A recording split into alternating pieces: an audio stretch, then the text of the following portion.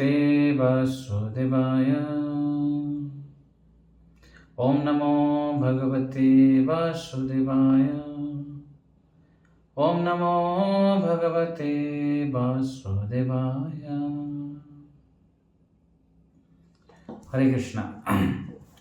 तो हम भगवद गीता कंटिन्यू करेंगे। तो पिछली बार हमने भगवद गीता का पहला अध्याय का 30 नंबर श्लोक तक कंप्लीट किए थे, जहाँ पे अर्जुन ने कुरुक्षेत्र रणांगना में अपना सैन्य दर्शन करने के लालसा में जब भगवान कृष्ण को बोले कि सेनयोर उभयोर मध्य रथम स्थापय में अच्युत, हे अच्युत, दोनों सेनाओं के बीच में मेरा रथ को रखिए ताकि मैं देख पाऊँ। जावत देता हूँ निरीक्षम योद्धु कामान अवस्थिता। मैं देखना चाहता हूँ कि कौन कौन मेरे साथ युद्ध करने के लिए आए हैं, उन सबको देखना चाहता हूँ। तो भगवान ने क्या किए, भीष्मो द्रोण प्रमुखता सर्वेशाम च महिक्षिताम उवाच पार्थ पश्यतान समवेतन कुरुनीति। तो उससे पहले अर्जुन ने बोला कि मैं सबको देखना चाहता हूँ कौन कौन मेरे साथ युद्ध करने के लिए आए हैं, और वो युद्ध करने वालों में उन लोगों को देखना चाहता हूँ जो धात्र राष्ट्र से दुर्बुद्ध है, युद्धे प्रिय चिकित्सा। धृतराष्ट्र का जो दुर्बुद्धि बेटे हैं, ये जो क्यों दुर्बुद्धि बेटे हैं, क्योंकि इन बेटों को सबसे पहले दुर्योधन को सब कोई समझाए, भाई युद्ध मत कर, युद्ध करने से किसी का बेनिफिट नहीं होने वाला, किसी का फायदा नहीं होने वाला, क्योंकि युद्ध हमेशा नुकसान पहुंचाता है। युद्ध में किसी का आज तक लाभ हुआ ही नहीं, युद्ध करो मत। और इसने किसी को नहीं सुना क्योंकि दुर्बुद्धि, उसका बुद्धि नहीं है। अगर अच्छा बुद्धि होता तो बड़े बड़े लोगों का बात सुन लेता। भीष्म पितामह ने समझाए, द्रोणाचार्य ने समझाए, व्यासदेव जी ने समझाए, स्वयं भगवान कृष्ण आके समझाए। कृष्ण तो बोले कि बेटा क्यों युद्ध करना चाहते हो, युद्ध में किसी प्रजा का फायदा नहीं होने वाला है, ओनली क्या होने वाला है, सबको कष्ट मिलेगा, सबका क्षति होगा। बेस्ट है कि उनको 5 गांव दे दो, एटलीस्ट वो राजा है, ये लोग किंग है, आपने उनका सारा संपत्ति ले लिया, कोई प्रॉब्लम नहीं। आपने बोला था कि आप पासा खेल में हार गए, तो आपने बोला था क्या, वनवास करो, वनवास के बाद आना, 1 साल अज्ञातवास, अगर अज्ञातवास में हमने पहचान पाया तो फिर आपको 13 साल दोबारा वनवास जाना है। पर वो लोग वनवास काट के आए, अभी तो उनका राजा वापस कर दो।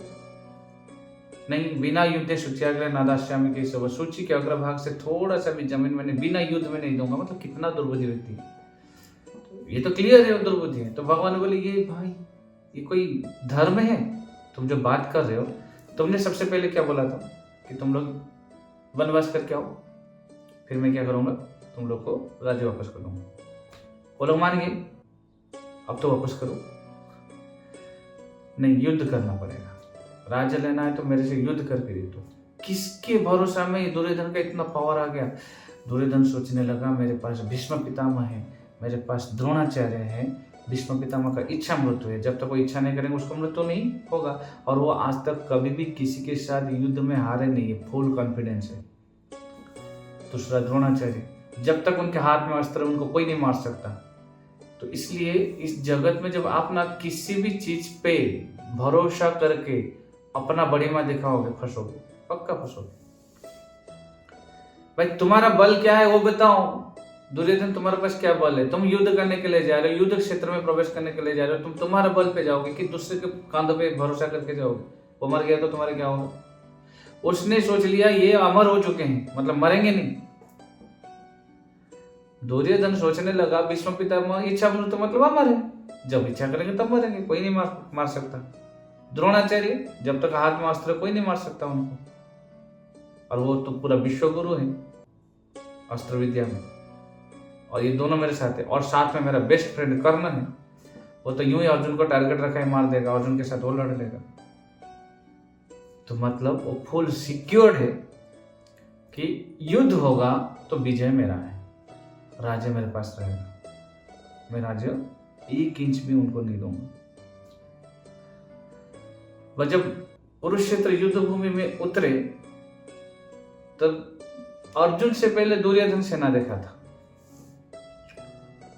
और देखकर, और खुद देखा, देखकर भयभीत हो गया, भयभीत होकर किसके पास गए? द्रोणाचार्य के पास गए। पश्येताम पांडव पुत्राणाम आचार्य महतीचम। पश्येताम, देखो, मतलब वो देखा फिर दिखा रहा है, खुद देखने के बाद आचार्य को दिखा रहे, और आचार्य को दिखा के क्या बोल रहे हैं, क्यों बोल रहे हैं, किस लिए बोल रहे हैं? आचार्यगण बताते हैं कि डर चुका है। क्यों? इसने जो बड़ा हाई हालुसिनेशन में था कि मेरे पास भीष्म पितामह है, द्रोणाचार्य है, तो मेरा कुछ नहीं होगा। सामने देखा, भगवान ने सबसे पहले धृष्टद्युम्न को रखें द्रोणाचार्य को मारने के लिए, श्रीखंडी को रखें भीष्म को मारने। आज तक उसने सिर्फ द्रोणाचार्य और भीष्म का विजय देखा था, पराजय के बारे में कभी सोचा नहीं था। और इनको पता है अगर इनको कोई मारेगा तो भीष्म को मारेगा श्रीखंडी, और द्रोणाचार्य को मारेगा धृष्टद्युम्न। और भगवान ने सबके सामने रख दिए भीष्म द्रोण के सामने किसको रख दिए? श्रीखंडी और धृष्टद्युम्न को। जब दुर्योधन ने देखा श्रीखंडी खड़ा है, धृष्टद्युम्न खड़ा है, उसका जो चेक लिस्ट था, भीष्म को कोई नहीं मार सकता, सामने खड़े मर गया, अरे तो मार देगा। द्रोणाचार्य को सामने खड़ा है, धृष्टद्युम्न मार देगा। अब इसका फेथ, इसका कॉन्फिडेंस डगमगाने लगा। क्यों? क्योंकि उसने अपने भरोसे में युद्ध करने के लिए नहीं था, अपने बल, अपने ताकत, अपने बुद्धि, अपने वीर, अपने शौर्य से युद्ध करने के लिए नहीं आया था। भीष्म और द्रोण के ऊपर डिपेंडेंट होकर युद्ध करने के लिए आया था। जब हम दूसरे के बल ताकत पर डिपेंडेंट होकर करेंगे कुछ, फंसेंगे, पक्का फंसेंगे। ये शिक्षा मिलता है भगवद गीता का प्रथम अध्याय। तो दुर्योधन जब देखा वो घबरा गया। वो इसलिए घबरा गया, मेरा क्या होगा। और अर्जुन जब बोला कि मुझे सैन्य देखना है, तो भगवान भीष्म और द्रोण के सामने लेके दुर्योधन को दिखाए श्रीखंडी और धृष्टद्युम्न, अर्जुन को दिखाए भीष्म और द्रोण। भीष्म और द्रोण के सामने रख के क्या बोले? पार्थ, तुमने बोला था धात्र राष्ट्र से दुर्बुद्धे युद्ध प्रिय चिकित्सा, धृतराष्ट्र के दुर्बुद्धि पुत्रों को युद्ध में प्रिय करने वाले, प्रसन्न करने के लिए आए हुए उस दुर्बुद्धि व्यक्ति को देखना चाहता हूं, क्योंकि birds of the same feather flock together. समान मेंटालिटी के लोग समान मेंटालिटी के साथ संग करते हैं। बेवड़ा के साथ बेवड़ा संग करेगा, सत्संगी के साथ सत्संगी, दुष्ट के साथ दुष्ट। तो जिसका जैसा मेंटालिटी, उसको उसी मेंटालिटी के लोग के, उसी नेचर के लोग उनको पसंद आएगा, और दोनों साथ में रहते हैं। कौवा के साथ कौवा उड़ेगा, हंस के साथ हंस, बगुला के साथ बगुला उड़ेगा। बगुला के साथ कभी कौवा नहीं उड़ सकता, हंस के साथ कौवा घूम नहीं सकता, क्योंकि उसका नेचर अलग है, इसका नेचर अलग है। समान नेचर लोग एक साथ मिलते हैं। तो अर्जुन ने सोचा कि दुर्योधन दुर्बुद्धि है, उसको सपोर्ट करने के लिए आने वाला व्यक्ति भी दुर्बुद्धि होंगे, उनको युद्ध में हेल्प करने के लिए आने वाला व्यक्ति भी दुर्बुद्धि होंगे। मैं उन दुर्बुद्धि लोगों को देखना चाहता हूं जो उसको युद्ध में प्रसन्न करने के लिए आए। अच्छा, तो भगवान ने लेके खड़े कर भीष्म को, देखो वाच पार्थ पश्येताम, पार्थ देखो, समवेतान कुरु, यही कुरु लोग हैं, ये दुर्बुद्धि लोग हैं, दुर्योधन को खुश करने के लिए युद्ध क्षेत्र में आए, तुझे मारने के लिए। भगवान ने दर्शन दिला दी इनको, अर्जुन को। अर्जुन जब देखा अपना तत्र पश्यन् स बांधवान, तत्र पश्यन्, देखा अपना ज्ञाति कुटुंब बांधव परिजन, अपने ही लोगों को देखा, तब इसका ये कैसे दुर्बुद्धि हो सकती है, ये तो मेरे लोग हैं, इनको मारूंगा। तब बोलते हैं मेरा गांडी वसम सत्य हस्ता तुक चेव परिदा है, तो मेरा तो अवस्था ढीला हो गया प्रभु, मैं तो इन लोगों को मारूंगा, ये तो मेरे लोग हैं। मैं युद्ध किसके लिए कर रहा हूँ, राज्य किस लिए प्राप्त करना चाहता हूँ, राज्य जिसके लिए प्राप्त करना चाहता हूँ, सामने खड़े हैं लड़ने के लिए मेरे साथ, मेरे को नहीं लड़ना है, क्या फायदा।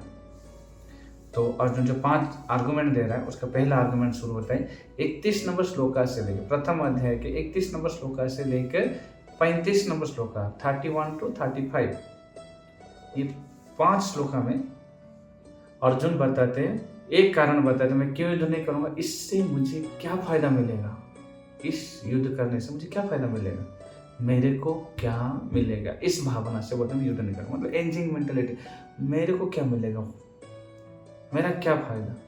व्यक्ति फायदा के लिए काम करते हैं, पर एक भक्त फायदा के लिए तो काम नहीं करते। भक्त तो भगवान को प्रसन्न करने के लिए कार्य करता है। अर्जुन भक्त है, पर यहाँ पे वो कुछ देर के लिए एक नॉर्मल व्यक्ति के चेतना जैसा व्यवहार कर रहे हैं। बोलते हैं नॉर्मल व्यक्ति और भक्त में इतना अंतर है कि हर एक व्यक्ति अपने स्वार्थ के लिए कार्य करते हैं, पर भक्त गुरु और कृष्ण की प्रसन्नता के लिए कार्य करते हैं, भगवान को प्रसन्न करने के लिए कार्य करते हैं। जिसमें भगवान प्रसन्न होंगे वही कार्य करेंगे। तो अर्जुन ने बोलते हैं 31 श्लोक से लेकर 35 श्लोक, न च श्रेयोनुपश्यामि हत्वा शोचनमाहवे न कांक्षे विजयं कृष्ण न च राज्यं सुखानि न च श्रेय अनुपश्यामि। हम 35 नंबर श्लोक तक पहले उच्चारण कर लेंगे, उसके बाद चर्चा करेंगे। किम नो राज्येन गोविंद किम भोगैर्जीवितेन वा यशामर्थ्यकांक्षितं नो राज्यं भोग सुखानि च तयिमेव स्थिता युद्धे प्राणं स्थित्वा धनानि च आचार्य पितरः पुत्रस्तथैव च पितामहः मातुलः श्वशुरा पुत्रा श्याला संवर्धिनस्तथा एतान्न हन्तुम् इच्छामि न तोऽपि मधुसूदन अपि त्रैलोक्य राज्यस्य हेतुनो किं मही कृते निहत्य धात राष्ट्रस्य का प्रीति स्यात् जनार्दन। ऐसा बिहेव कर रहे हैं अर्जुन इस श्लोकों में कि लग रहा है कि कितना बढ़िया कैरेक्टर है अर्जुन का, कितना दयावान है, कितना हृदयवान है, कितना देखो उसके मन में कोई मतलब इतना बैरागी है कि कोई कामना नहीं है, निष्काम भक्त है, ऐसा फील हो रहा है उसके बातों से। ऐसे बोले क्या निहत धात्र राष्ट्र से कहा जन, उन लोग का मार के हमको क्या फायदा मिलेगा। वो कृष्ण को उपदेश दे रहे, ऐसा लग रहा है कि बहुत कुछ पढ़ लिया है, बहुत कुछ ज्ञान प्राप्त कर लिया, अभी कृष्ण को उपदेश देना शुरू कर दिए। क्यों हमको युद्ध नहीं करना चाहिए, वो कृष्ण को बता रहे, क्योंकि कृष्ण को अपना सखा मान रहे हैं ना, गुरु तो माना नहीं अभी तक, तो सखा माना है। तो सखा मानने के नाते क्या बता रहे हैं कि हे प्रभु, ये जो युद्ध के लिए हम आए हैं, इस युद्ध में क्या फायदा। नच श्रेय अनुपश्य, मुझे कोई इसमें बेनिफिट नहीं दिख रहा है, कोई फायदा नहीं दिख रहा है, मुझे कुछ बेनिफिट नहीं दिख रहा है। भाई युद्ध तुम्हारा है, युद्ध भगवान आदेश की, भगवान का युद्ध है, फायदा नुकसान भगवान देखेंगे ना, नहीं, मुझे कुछ बेनिफिट नहीं दिख रहे। Who are you? पहला क्वेश्चन है कि तुम कौन हो इस युद्ध में, तुम एक पार्टिसिपेंट, तुम भाग लेने के लिए आए हो। निमित्त मात्रम भव सव्यसाची, भगवान आगे बोलते तुम निमित्त हो। तुमको निमित्त मतलब तुमको मैंने यूज कर रहा हूँ, क्योंकि मैंने बोल दिया मैं अस्त्र नहीं धारण करूंगा, तुम मेरा अस्त्र हो, तुमको मैं जैसे यूज करूंगा तुम वैसे लगना है। तुम्हारा फायदा नुकसान से क्या मतलब है? नहीं, मुझे क्या फायदा होगा इससे, तुम्हारे लिए युद्ध हो रहा है। तुमको राज्य देने के लिए भगवान युद्ध करा रहे हैं कि लो मेरा प्रिय सखा अर्जुन है, उसको पूरा राज्य देना है, इसलिए युद्ध करा है तुम्हारे लिए। भगवान धर्म स्थापना करने के लिए आए हैं। प्रजानुरंजन राजा, सारा प्रजा भी दुखी है, ये सारा राक्षस लोग राजा बनकर सारा प्रजा को तड़पा रहे हैं, सारे एक राक्षस राजा को एक साथ इकट्ठे किए भगवान ने, खत्म करेंगे आज, खत्म करके ही छोड़ेंगे। तो भगवान का प्लान अलग है, ये अपना प्लान घुसा रहा है। भाई मेरे को क्या फायदा होगा, भाई तुम्हारे लिए हो रहा है काम। इस सेल्फिश भावना आ गया अर्जुन के मन में, मेरे को क्या मिलेगा। जब हम भगवान को, गुरु को शरणागत हो जाते हैं, फिर वहां पे क्या करते हैं, दीक्षा काले शिष्य करे आत्मसमर्पण, आत्मसमर्पण कर ले, सही काले कृष्ण तारे करे आत्मसम। उस समय भगवान उसको अपना इंस्ट्रूमेंट मान लेते हैं, और इंस्ट्रूमेंट का काम है जब इच्छा तब यूज करें, क्योंकि आपने राजी हुआ इस इंस्ट्रूमेंट बनने के लिए भगवान के हाथ में, तो भगवान आपको यूज करेंगे। तो जब भगवान आपको यूज कर रहे हैं उस टाइम पे अपने स्वार्थ के बारे में सोचना नहीं चाहिए। और अर्जुन ने अपने स्वार्थ के बारे में सोच रहे, मेरे को क्या मिले, तुम कहां से आ गए। और क्या बोल, लकांक्षे विजयम कृष्ण, मुझे कोई विजय की आकांक्षा है। तुम्हारे लिए हो रहे, तुम विजय के बारे में सोच रहे, मुझे विजय नहीं मिला। अरे तुमको लेने देने से क्या मतलब है। एक सरकार ने बोला युद्ध करो, आर्मी बोलेगा मुझे कोई युद्ध से इंटरेस्ट नहीं, मुझे कोई विजय प्राप्त करने में कोई इंटरेस्ट नहीं, मेरे क्या फायदा, क्या मार के क्या फायदा मिलेगा? अरे सरकार ने बोला ना युद्ध करो, आर्मी का काम है युद्ध का। वही वहां पे क्वेश्चन नहीं कर सकता मुझे क्या मिलेगा, क्या फायदा होगा, नहीं।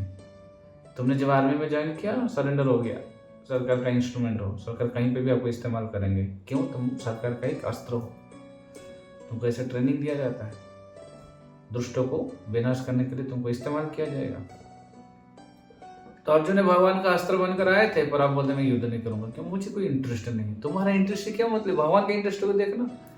आत्मेंद्रिय प्रीति वंश तारे बोले काम, कृष्ण इंद्रिय प्रीति इच्छा धरे प्रेमा नाम। अपना इंद्रियों को तृप्ति करने के लिए इच्छा करोगे तो कामना है, फंस जाओ। भगवान का खुशी करने के लिए जीवन जीना है। इस दुनिया में हर कोई व्यक्ति सरकार को खुश करने के लिए जीवन जियोगे तो समाज में सुखी सुखी रहोगे।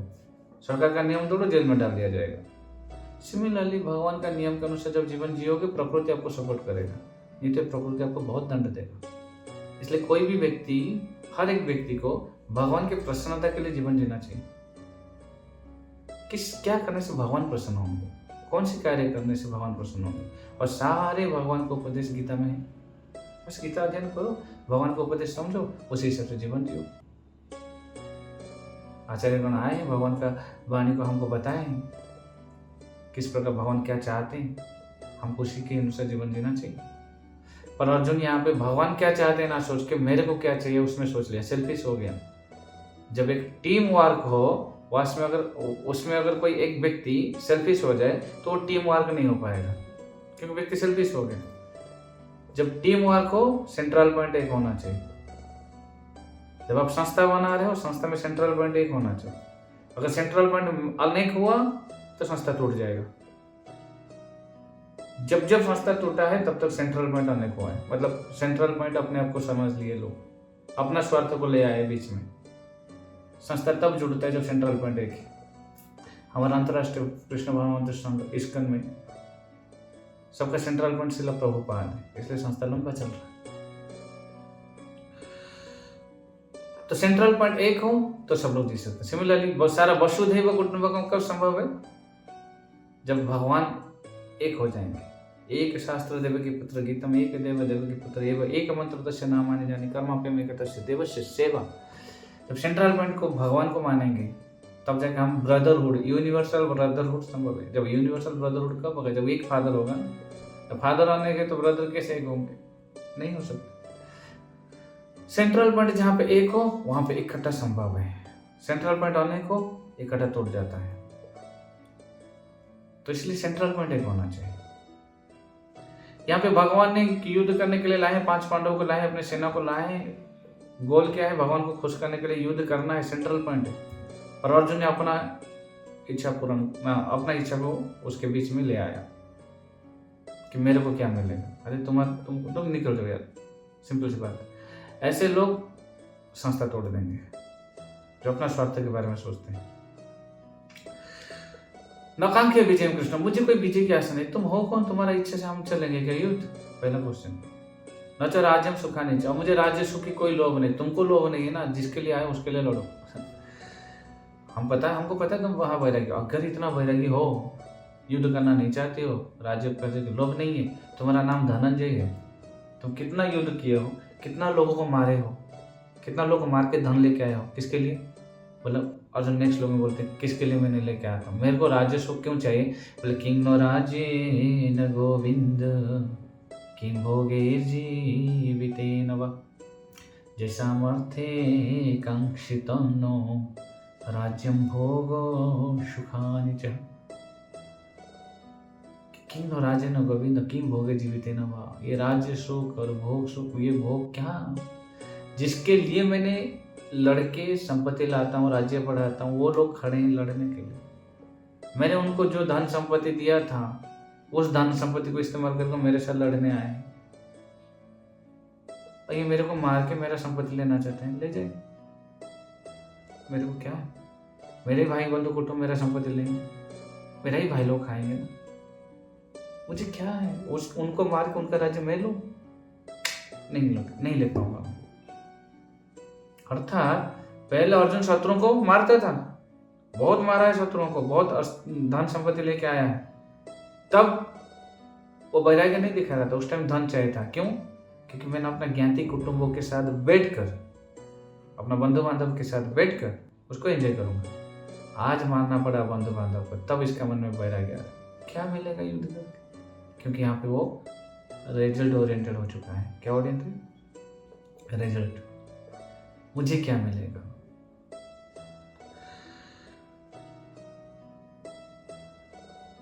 और इन लोगों सबको मैं प्रेम करता हूँ, इन लोगों को मैं अपना हृदय दे बैठा हूँ, ये मेरा स्वजन है। एक्चुअली स्वजन कौन है ये जानना बहुत जरूरी है। हम जिसको स्वजन मानते हैं, क्यों स्वजन मानते हैं? हम कुछ लोगों को अपना माता पिता भाई बंधु सखा मुनि ऋषि यह रीति से मान लिया, और उनके लिए हम दूसरों को परेशान करके, दूसरों को क्या बोलते हैं उसको, टॉर्चर करके, दूसरों को दंड दे के, दुख दे के, उनसे धन ला के इन लोगों को पालन करते हैं। मतलब एक को खुश करते हैं, एक को दुख करते हैं, जबकि दोनों मनुष्य है। हम एक को स्वजन मानते हैं, एक को दुर्जन परजन मानते हैं। हमारा नहीं है, वो पराया है, एक अपना है। पर ये भाव एक भक्त का नहीं है। अयम निज परवेति गणना लघु चेतसा, संकीर्ण मन का लक्षण है। ये मेरे हैं, ये बाकी मेरे नहीं, बाकी सबको मारूंगा, इन लोगों को प्रोटेक्शन दूंगा। क्यों? और जिनको तुम प्रोटेक्शन दे रहे हो, ये तुम्हारा है, ये भी तुमको छोड़ के जाने वाले। कोई रहेंगे तुम्हारे साथ? कोई तुम्हारा नहीं है।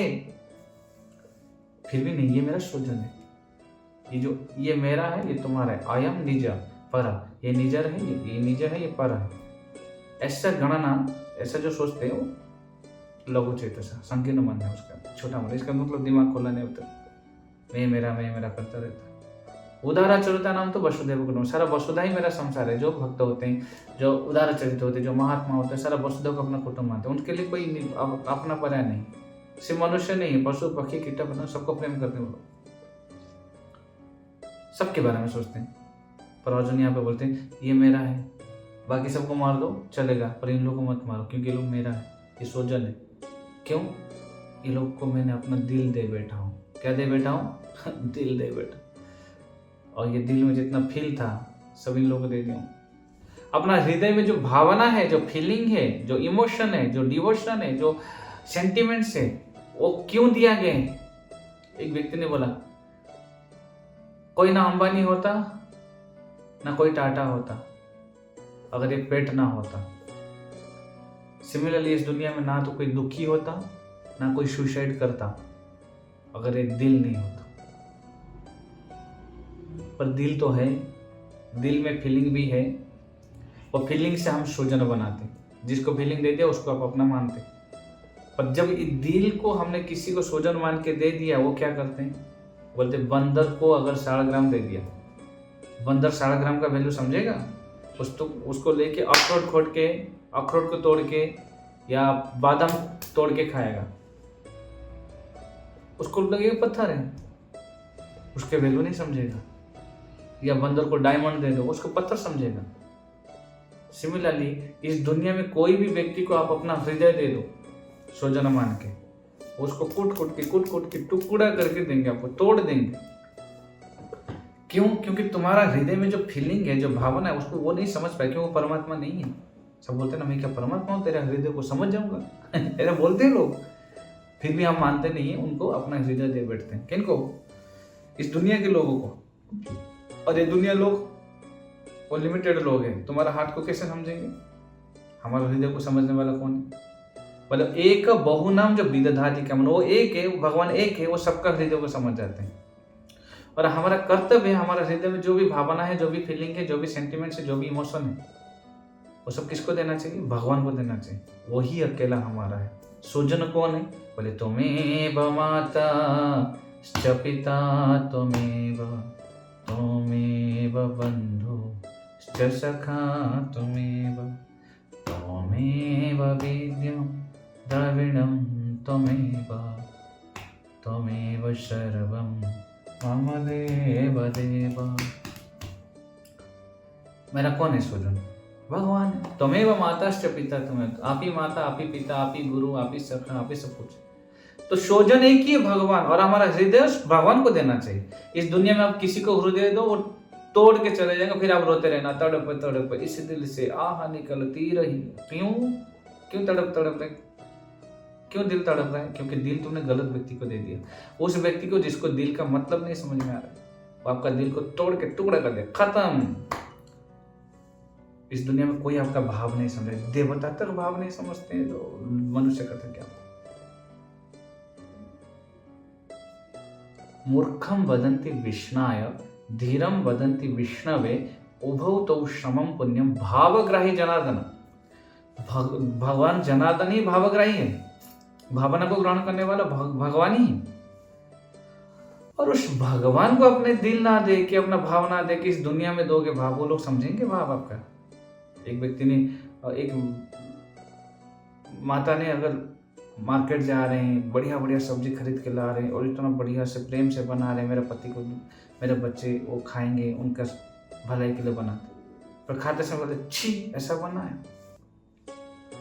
कोई फीलिंग नहीं। मतलब उसने इतना मेहनत किए, मार्केट गए, धूप में जाके आपके लिए सब्जी खरीद के लाए, वेजिटेबल्स लाए, फिर आए आपके सामने खड़े होकर कुकिंग करके, इतना मेहनत करके आपको खिला रहे हैं। आप उनको थैंक यू ना बोल के, धन्यवाद ना दे के आप उस सब्जी पर निंदा कर रहे हैं, मतलब आप उनका भाव को नहीं समझ पाए। वो आपका मंगल के लिए, आपको खुश करने के लिए बनाया। हम क्या करते हैं, चीजों पे चले जाते हैं, चीजों के पीछे भाव को नहीं देखते। तो हम भावग्राही जनार्दन के भक्त होंगे तब ना आप दूसरे के भाव को समझ पाएंगे।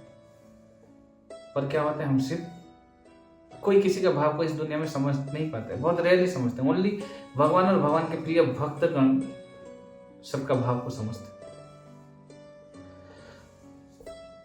तो अब ये जो भाव है आपके हृदय में, वो भाव आप इस दुनिया में सबको दे रहे हो। मैं उसको प्रेम करता हूँ, मेरा दिल उसको दे दिया। हाँ। तो वो दिल को क्या किया, बोले तोड़ तड़ के वापस कर दिया, तोड़ दिया। फिर आप बोलते मेरे को ब्रेकअप हो गया, मेरे को तड़प आ रहा है।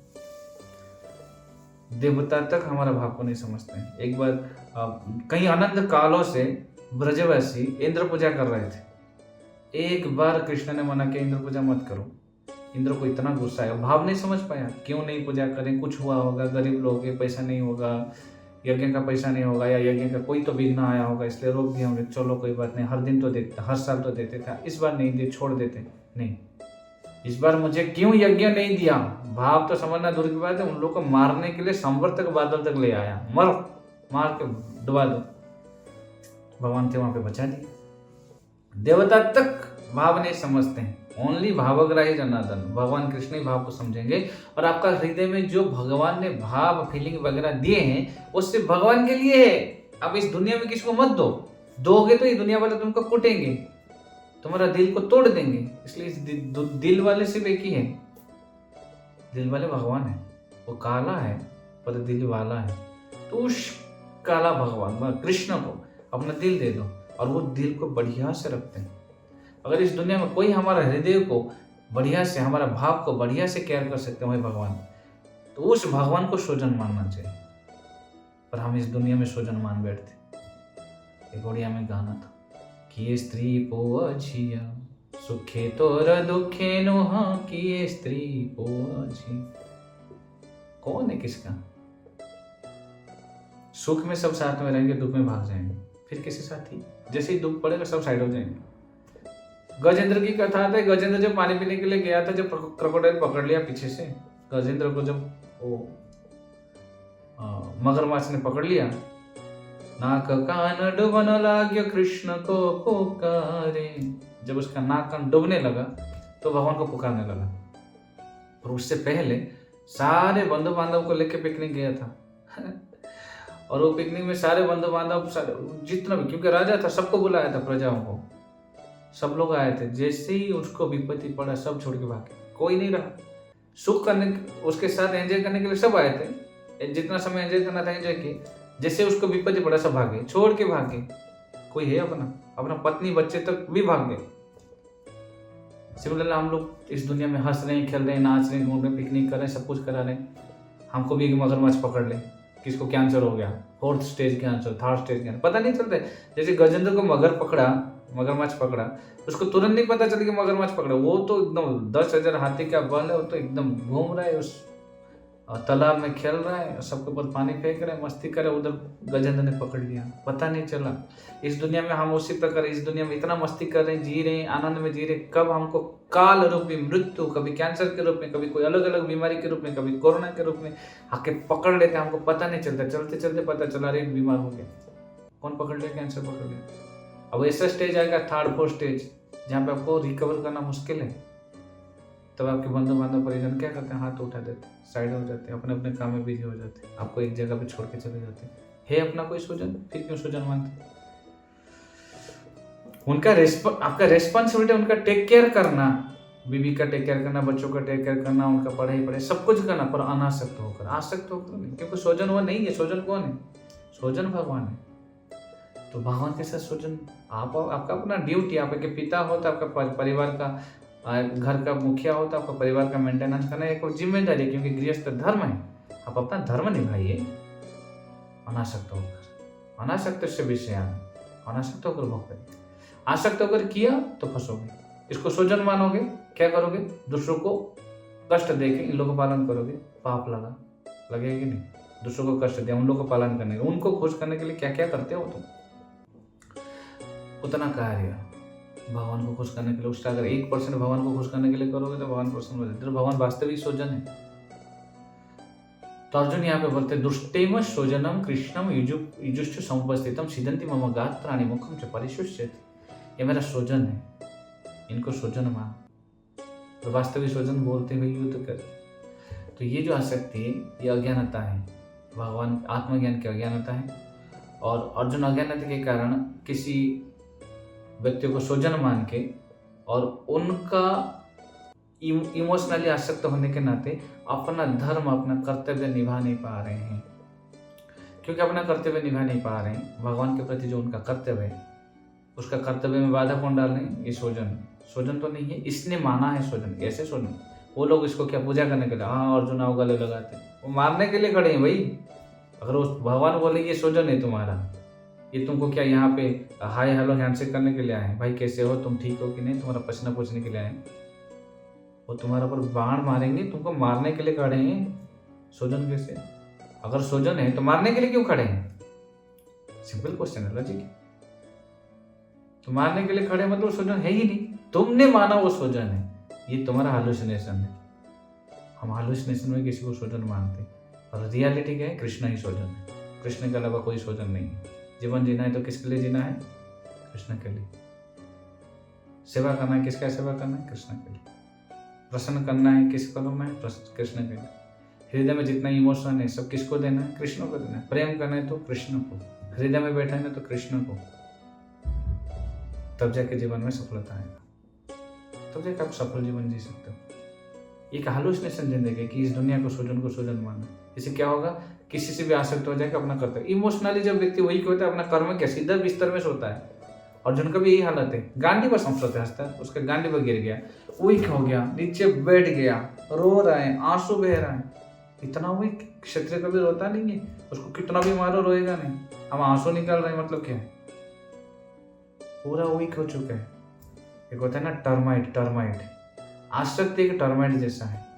आपका दरवाजे में जब अंदर में टर्माइट लगता है ना, ऊपर में जब दरवाजा पूरा चिकना दिखेगा, ऐसे थोड़ा अंगुली कर दो, अंदर में खोखला है, अंगुली घुस जाएगा। सिमिलर जिसके अंदर में आसक्ति, इमोशनली जो आसक्त है, वो कितना भी स्ट्रांग दिखा है, जब उसके सामने उसका आसक्ति वस्तु आ जाए, जैसे टर्माइट गिरा रहता है, वो गिर जाएगा। तो इसलिए इस दुनिया में किसी से प्रति आसक्त नहीं होना चाहिए। आसक्त होना है तो स्वजन मानना है तो भगवान को ही माने, क्योंकि वास्तविक स्वजन है। आप कीड़ा का जन्म लो, मकोड़ा का जन्म लो, कोई भी जन्म लो, जितना भी स्पेसिस देख रहे हैं, 84 लाख जीव जन, हर जगह पे जीवात्मा के साथ परमात्मा के रूप में भगवान रहते हैं साथ में।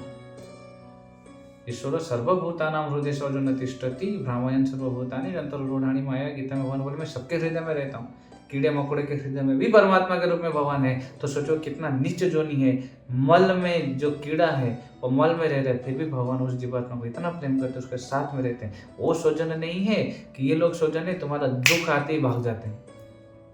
सुख के समय तो साथ में है, दुख आते ही भाग जाएंगे। स्वजन तो वो है, मैं कहीं पे भी जाऊं मेरे साथ रहते, स्वर्ग जाऊं नरक जाऊं किधर भी जाऊं मेरे साथ में। तो स्वजन कौन है? कृष्ण है। जीना किसके लिए? जीना सिर्फ कृष्ण के लिए, और वो कृष्ण के लिए लड़ना है। और कृष्ण बोलते हैं अर्जुन तुम लड़ो, बोले मैं नहीं लड़ूंगा, उन लोगों को कैसे मार सकता हूँ, वो मेरा स्वजन है। तो भगवान स्वजन खड़े हो, देखते हैं कैसे स्वजन है, तुझे आके माला पहनाते हैं, अब बाण मारेंगे तुझे मार देंगे, मैं नहीं खड़ा रहूंगा तो। भीष्म ने कितना बाण मारा अर्जुन को, द्रोणाचार्य ने कितना बाण मारा अर्जुन को, कर्ण ने कितना बाण मारा अर्जुन को। स्वजन थे, सब लोग अर्जुन को मारना चाहते थे, ये अपने स्वजन मान। तो ये जो हार्श रियलिटी है ना भगवान दिखाते हैं। गीता मीन्स हार्श रियलिटी को दिखाने के लिए बढ़िया बुक है।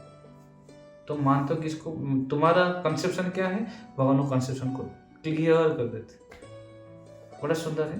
तो अर्जुन ने यहाँ पे अपना कर्तव्य नहीं निभा पा रहे हैं क्योंकि स्वजन के प्रति आसक्त होकर, और मेरे को क्या फायदा, उन लोग को मार दूंगा तो मेरा लॉस हो जाएगा, ये लोग जीवित रहेंगे तो मैं जो विजय प्राप्त करूंगा इनके साथ एंजॉय कर पाऊंगा, ये लोग चले जाएंगे तो मैं एंजॉय ही नहीं कर पाऊंगा। जब मैं एंजॉय ही नहीं कर पाऊंगा तो जीवन क्यों जीना है, क्यों युद्ध करना है, मेरे को फायदा नहीं दिख रहा है। ये रहेंगे तो मैं एंजॉय कर पाऊंगा, या नहीं रहेंगे तो मैं एंजॉय नहीं कर पाऊंगा।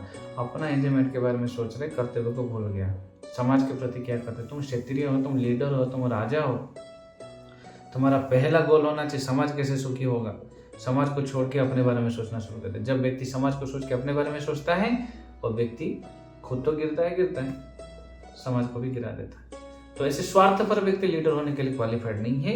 इसलिए भगवान ने अर्जुन का वो स्वार्थपरता, वो जो हालुसिनेशन है कि मर जाएंगे तो क्या होगा, और वो जो झूठा कंसेप्शन है कि मेरा स्वजन है, वो सब हटा देंगे। सेकंड चैप्टर में शुरू होगा, भगवान ने जब उनको बोलना शुरू करेंगे। पर अर्जुन ने कैसे कैसे आर्गुमेंट देखते हैं, थोड़ा देखते हैं। पहला आर्गुमेंट है एंजॉइंग मेंटालिटी, 31 से 35 नंबर श्लोक आता है।